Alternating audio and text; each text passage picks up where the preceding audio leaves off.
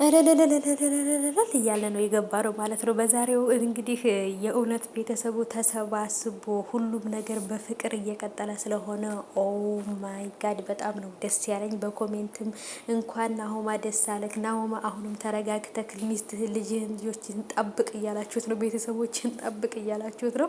እንዲህ ጽናት ምኑና ነው እንደዚህ የሚያደርጋት? አረ ጽናት ተረጋጊ እያላችሁ ነው። እዛ ጋም የኪራን አፍቃሪ ደግሞ ምን ነው አንቺ ከሁሉም ቦታ ጥልቅ ጥልቅ ትያለሽ ህይወት የለሽ እንደ እያላችኋት ነው።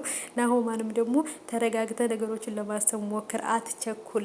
ሀናም ደግሞ እንግዲህ እኔ እኮ ከጓደኛዬ ልብስ ተበድሬ ነው እንጂ እኔ እንደዚህ ሁልጊዜም አመዳም ነኝ ብላ ለሰውየው ለማሳመን እየሞከረች ነበር። ባለሀብቱ ሰውዬ ወዷታል። ከሚስቱ ላይ ደርቦ ውሽማ ሊያረጋት ነው የፈለገው ሀናን ማለት ነው። ነገሮች በጣም ከባድ ነው። በተለይ በጆከር እና በሰኒ ሊጋቡ ስለሆነ እጅግ በጣም ደስ ብሏቸዋል ማለት ነው ውዶቼ። ኮሜንታችሁን እያነበብኩ ነበረ። ይለያል እውነት ለመናገር ልጆቹም ደግሞ እነ ምህሩን ያስለቀቁበት መንገድ የተለየ ነበረ። ሰላም ውድ የተከበራችሁ ቻናሌ ተከታታዮች እንዴት ናችሁልኝ? የኔ ውዶቼ የኔ ወርቆች ሰላማችሁ ብዝት ትርፍ ይበልኝ ባላችሁበት ውዶቼ። እንዴት ናችሁልኝ? ከኔ ጋር አለሁኝ። ይህንን ቪዲዮ እያያችሁት ከሆነ ቪዲዮውን እያያችሁ ላይክ ማድረግ እንዳትረሱ ማለት ነው። ላይክ ለኔ አንድ ላይክ ለኔ በጣም ትልቅ ዋጋ ስላላት ላይክ አድርጉልኝ ቪዲዮውን ስወዳችሁ ማለት ነው ውዶቼ። ያው እኔ ባልላችሁም ታደርጋላችሁ፣ ግን እየረሳችሁ እያለፋችሁት ነው። ቪዲዮውን ብዙ ሰው ያየዋል፣ ላይክ ግን ትንሽ ነው ማለት ነው። ስለዚህ ውዶቼ ላይክ አድርጉልኝ ስወዳችሁ ማለት ነው። ልለምናችሁ ዛሬ ሰምታችኋል።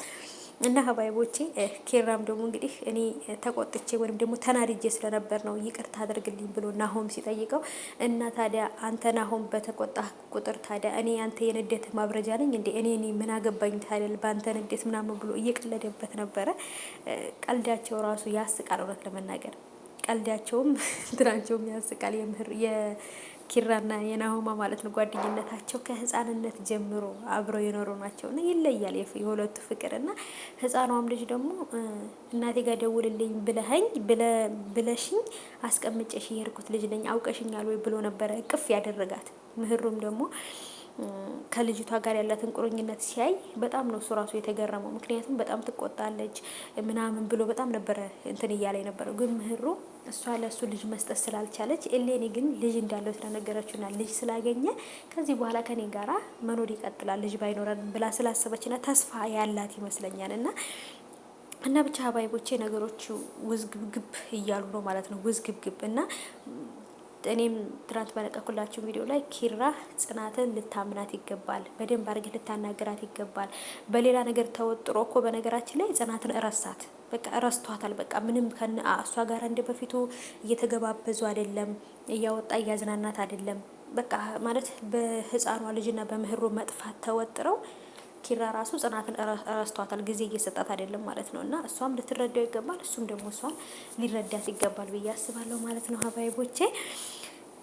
ሀንዬ ደግሞ ትለያለች ማለት ነው። ጭራሽ የሀራር ሰው መስላ ነበረ በእንትን ተጠምጥማ ታሸፋፍና ሄደችው። እና ሰውየው ግን ከመጀመሪያውንም ሲያያት ስለወደዳት ጆንያ ብትለብስ ራሱ በቃ ከዚህ በኋላ ልቡ ፈልጓታል። አንድ ጊዜ አይተዋትም ማለት ነው። እኔም እንደውም የፈራሁት በጋርድ አሳግቶ ምናምን እንዳይወስዳት ነው የፈራሁት። ወንዶች እኮ ከወደዱ በቃ ጅሎች ናቸው አንድ ጊዜ ማለት ነው በቃ። እና ብቻ አሪፍ ነው፣ ይለያል። የምንፈልጋቸው ሰዎች በጣም ስንጨነቅበት የነበሩት እነ ምህሩ ነበሩ፣ እነሱም ተመልሰዋል። ከዛ ጋም ደግሞ ራኬብ ሰኒና ጆከር እንዲጋቡ ስለፈቀደችላቸው ትንሽዬ ዝግጅት አዘጋጅቼ ሰኒን እድራታለሁ፣ ሁሉ ነገር በክብር መሆን አለበት ምናምን ብላ ተነጋግረው ጨርሰዋል። የሰኒንና የጆከርን ሰርግ እንደኔ በጉጉት እየጠበቃችሁ ያላችሁ ሰዎች ቪዲዮ ላይክ በማድረግ አሳውቁኝ። ይህንን ቻናል ሰብስክራይብ አድርጉ፣ ቪዲዮ ላይክ አድርጉ፣ ኮሜንት ላይ አስቀምጡ።